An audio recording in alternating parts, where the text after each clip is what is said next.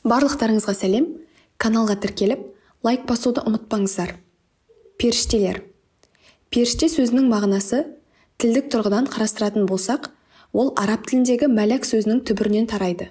Яғни мәләк сөздікте хабаршы, елші және күш-қуат деген мағынаны білдіреді. Және періштелерге сену иманның негізгі шарттарының бірі болып табылады. Және бұл шындық Құранның аяттарында да айқын аңғарылады. Періштелер нұрдан жаратылғандықтан көзге көрінбейді. Сонымен қатар адам баласының көру мүмкіндігінің шектеулі екендігі де белгілі. Тіпті біз өз болмысымызда да рентген секілді түрлі сәулелерді де жалаң көзімізбен толықтай көре алмаймыз. Сондықтан періштелердің жаратылысын, оларға көзге көрінбеу ерекшеліктерін өзіміздің шектеулі мүмкіндіктерімізбен бағамдап, олардың бар екендігіне күмән келтіру аса орынсыз екені хақ. Періштелердің әуелгі міндеті құлшылық. Жаратушыны ұлықтап, мінсіздігін дәріптеу, өздеріне міндеттелген істерді қадағалау. Періштелердің құлшылықтағы кейіптері әртүрлі. Кейбірі мәңгі бақи Аллахтың алдында намазда тұрғандай тік тұрып құлшылық жасайды. Кейбірі иіліп, рүкүғта барған күйде құлшылық жасайды. Кейбірі сәждеде, жығылған күйде ғұмыр бойы басын көтермейді. Құранда сап-сап тұрушы періштелерге серт делінген. Пайғамбарымыз саллаллаху алейхи уассалам сахабаларына Аллах тағаланың құзырында періштелер тәрізді сапқа түзіліп, құлшылық жасау керектігін айтқан. Құран аяттары мен хадис шәрифке сүйенетін болсақ, періштелерге жүктелген міндеттерді төмендегіше көрсетуге болады. Аллах тағаланы бүкіл кемшіліктерден пәктеу, күндіз-түні шүкір айтып ұлықтау. Екіншісі, Аллах тағаланың елшілеріне уахи ету. Үшіншісі, пайғамбарларға салауат жаудырып, сәлеммен ұлықтау, осы дүниедегі күллі адамдардың жақсылығын тілеп дұға ету. Төртінші, пайғамбарлар мен мүміндерге рухани көмек беру, сенбейтіндердің жүрегіне үрей салу. Бесіншісі, адамдарды қорғаушы әрі қызмет етуші періштелер. Алтыншысы, адамдардың амалдарын жазу. Құранда расында адам затты жараттық. Оған нәпсінің не сыбырлағанын білеміз. Өйткені біз оған күре тамырынан да жақынбыз. Оның оңына, солына да екі байқаушы отырады. Қаф сүресі 16-17 аяттар. Бұл аятта адамды жаратқан Аллахтың пендесіне өз күре тамырынан да жақын әрі періштелер адамның әрбір әрекетін жазу үстінде екендігі баян етілген. Әлбетте, олай болса Аллах барлық нәрседен хабардар. Жетінші, ғаламдағы жүйені реттеу. Құранда сондай-ақ әлемдегі тәртіп пен жүйені реттеуде өзіне міндеттелген жауапкершілікті орындаушыларға серт. Назиғат сүресі 5 аят. Демек, бұдан біз атом деп айдар тапқан ең кішкентай бөлшектен галактика деген ең алып жаратылысқа дейінгі барлық болмыстардың іс-әрекетін үйлестіруге жауапты періштелердің бар екенін көреміз. Оларға жаратылыстың зікірлері мен амалдарын Аллахқа жеткізу міндеттелген. Сегізіншісі, адам баласының жаратылысы және өліміне қатысты міндеттерді орындау.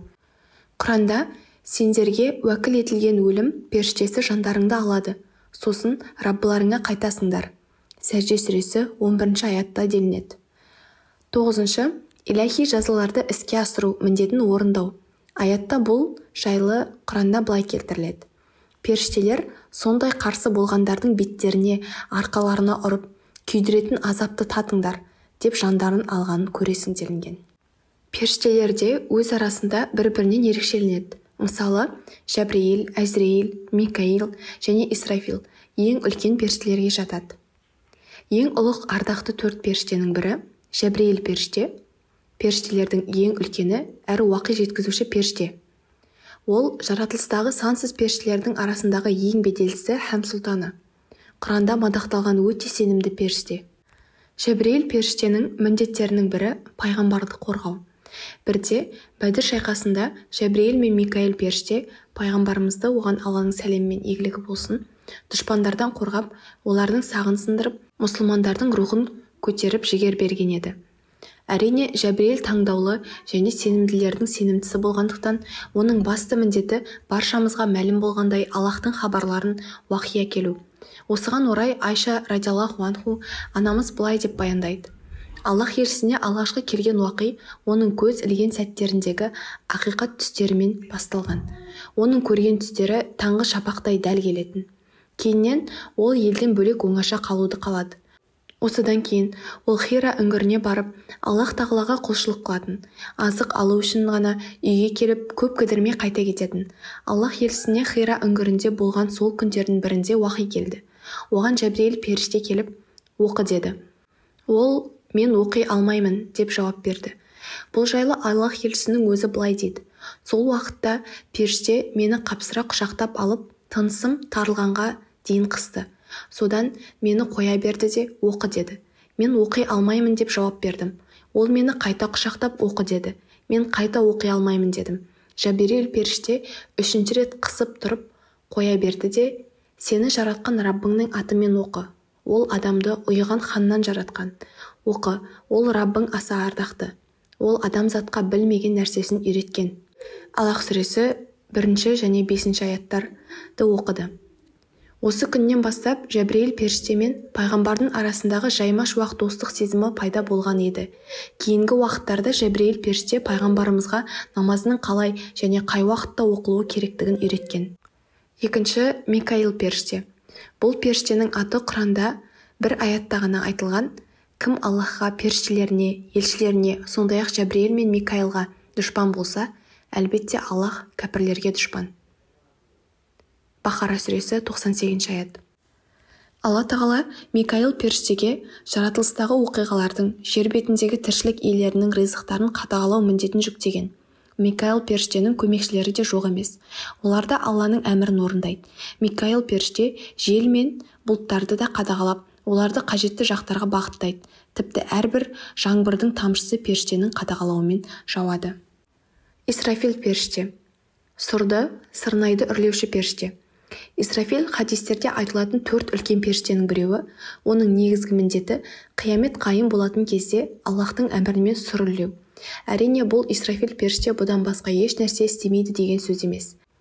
Ибрахим пайғамбарға Алланың сәби бергенін сүйіншілеп адам бейнесінде келген періште.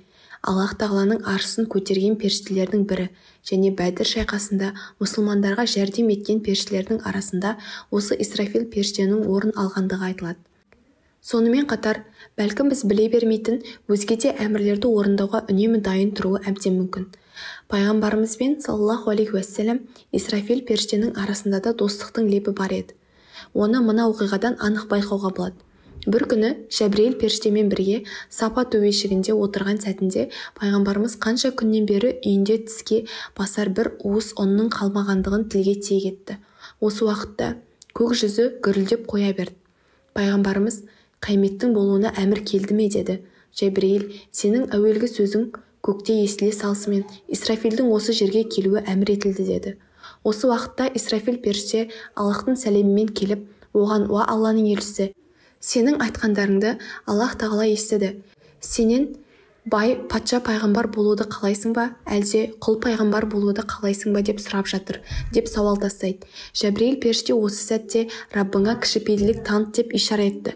Сонда Алла елшісі бір күн аш қалып жалбарынған, бір күн тоқ болып шүкір еткен құл пайғамбар болуды қалаймын деп Исрафилге жауап қайтарған еді. Хадисте сұр жайында былай делінеді. Абдуллах ибн Әмір ибн Әл-Астың риуаяты бойынша бірде бәдәуидің бірі пайғамбарымызға келіп, сұры деген не деп сұрайды. Сонда пайғамбарымыз үрленетін сырнай деп жауап берген еді. Исрафил періште Аллахтың рұқсатымен сұрды алғаш рет үрлегенде қиямет қайым орнап, жер мен көктегі бүкіл жанды тіршілік өледі. Екінші рет үрлегенде бүкіл жанды тіршілік қайта тіріледі де ақырет өмірі басталады. Әзірейіл періште. Әзірейіл періштенің міндеті ажал жеткен адамның жанын алу. Хадистерде Әзірейіл періштеге Мәләкул Маут, өлім періштесі делінген. Ардақты 4 періштенің бірі Әзірейіл өзге періштелер сияқты Аллах тағаланың әмірін орындайды. Аллах тағала оған ажал жеткен адамдардың жанын алу ісін жүктеген. Әзірейіл періштенің де көмекшілері бар. Олар да Аллахтың әмірлеріне бас иеді. Құранда бұған ишарат ретінде біреулеріңе өлім келген сәтте періштелеріміз жанын алады, әрі еш кемістік етпейді. Сәжде сүресі 11 аят. Өлім мен өмірді берген Аллах тағала. Олай болса, Әзірейіл мен өзге періштелер де тек дәнекер ғана. Бір күні Әзірейіл періште ұлы жаратушыға, мен өз міндетімді орындап, пенделердің жанын алам, ал адамдар мені осыған бола жек көруде, деп мұңын төгіпті. Сонда Аллах Тағала өз міндетіңді орындау үшін мен олардың ажалы құшуына түрлі себеп жаратамын. Осылайша адамдар ажалды сенен емес, сол себептерден көретін болады деп мәселенің мәнін ашып айқындап береді. Расында да адам біреудің қайтыс болғанын естігенде дереу неден қайтыс болыпты деп бірден себебін сұрап жатады. Кейде адам баласы өзінің шектеулі ақылымен әлемнің түкпір-түкпірінде бір уақытта қайтыс болған мыңдаған адамның жанын алуға Әзірейіл періште бір уақытта қалай үлгереді деп күмәнге жол беріп жатады. Періштелер нұрдан жаратылғандықтан бір сәтте бірнеше жерде көріну мүмкіншілігіне ие. Олардың бір істі атқаруы екінші бір істі жүзеге асыруына әсте бөгет бола алмайды. Міне сондықтан Әзірейіл періште дүниенің бір бөлігінде белгілі бір адамның жанын алған сәтте басқа жердегі екінші бір адамның жанында оп-оңай ала алады. Өлім аузында Әзірейіл және оның көмекшілері адам баласының ізгі амалдары мен жүрегінің тазалығына қарай көрінеді. Негізінде Әзірейіл періштенің әрбір адамға әйтеуір бір көрінері хақ. Адам баласы қалай өмір сүрген болса, солай жан тапсырады. Ал қалай жан тапсыратын болса, солай қайта тіріледі. Назарларыңызға рахмет. Каналға тіркеліп, лайк басуды ұмытпаңыздар.